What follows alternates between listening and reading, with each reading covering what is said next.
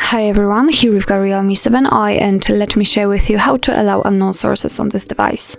So firstly we have to enter the settings and now we have to find the security. Let's tap on it. Now we have to find app installation and here we've got unknown source installation. So let's enter, and here we've got the list of apps which are right now not allowed to install anything. If you'd like to change it, for example, if you'd like to allow Chrome to install some content, all you have to do is simply find it in the list and tap on this switcher right next to it.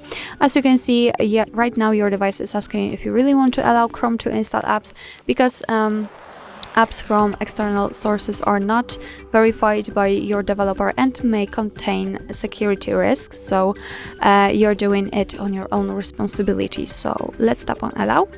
And as you can see right now, this app is active, so it means that from now on you will be Chrome will be allowed to install some content.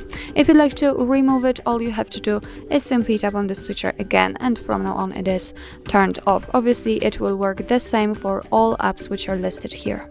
So actually that's all. This is how to allow unknown sources in your Realme 7i. Thank you so much for watching. I hope that this video was helpful, and if it was, please hit the subscribe button and leave the thumbs up.